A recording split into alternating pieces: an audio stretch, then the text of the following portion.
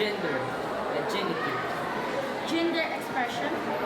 orientation, sexual orientation. Mahalagang bahagi ng buhay ang tao ang sexualidad dahil may kinalaman ito sa ating pagkakakilanlan, relasyon ng ibang tao at kung paano natin mauunawaan ang ating sarili at mundo at palagi nating tatandaan na paano gamitin ang sexualidad. At ngayon, at narito ang aming gender view. Pwede ka na sa paano mo ipaliliwanag ang pangulugan ng sexualidad? Sexualidad. Ang sexualidad kay ka naman ang kuan sa kana bilang isang babae o lalaki. Kanang like lalaki unsa man jud ka, babae ba jud ka o lalaki. Kanang imo jud pagkaan no. Pero para nako sa kay ano na ko ipaliwanag ang sexualidad kay ako kay against jud ko anang bayot-bayot. Yes, sexualidad is kanang nang bayot kanang nang bilang isang babae. Ilang kitaguan na ilang kagalingon mo nilang babae. So, mura na siya nagkanang para nako pang-aabuso na siya. Pang-aabuso. Kaya na may klase-klase sa pang-aabuso sa sexualidad. Like, kanang ibaligyan niya ng lawas.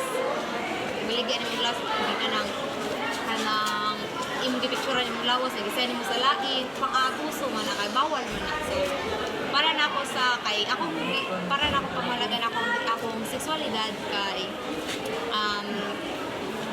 ipakita na ko ay kanang akong mission kung kisay babae ba jud ko o lalaki o kanang kuan sad kanang di ko musuda ng mga kuan pangabuso sa kagalingon like picture ng kagalingon para unsa man na para kanang mura sa nagmasala ra gyapon nako kahit ano diba pangabuso man sunod.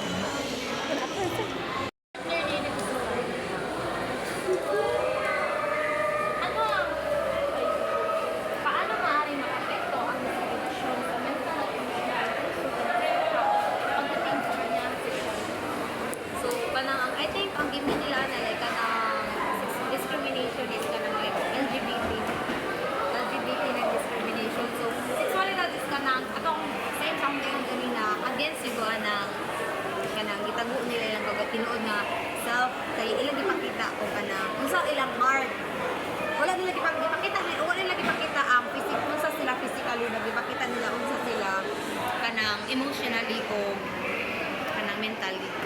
So pero para nako kanang discrimination is bad kanang o man ko di ako sa di ko mo discriminate o din ana bawal di mo na siya pwede discriminate sa din naman sa sila mental ila sa choice kung ila ipakita unsa ila ipakita physically ba nila mentally ba nila emotionally ba nila so nadyo na uban gid na ila choose nila og ipakita kay ilahang emotional so yung ilang emotional more sa babae like laki sila but ilang emotion murag babae so ilang ipakita nga babae gid sila mo na ma-discriminate sila kay lagi ilang physical anyo kay laki but for me dili makapekto gina siya kay dako gina siya kapekto kay mental ug emotional suffer ang ko nagaparari ingon ni Kuya si Kuya Ail sa recollection nato nga sa dungan na gid na ang mental ug emotional kung ang mental nimo makuan emotionally maapektuhan sa ka emotionally makuan ka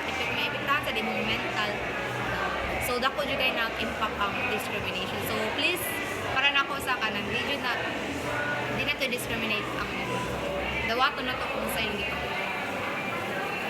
Thank you. Go!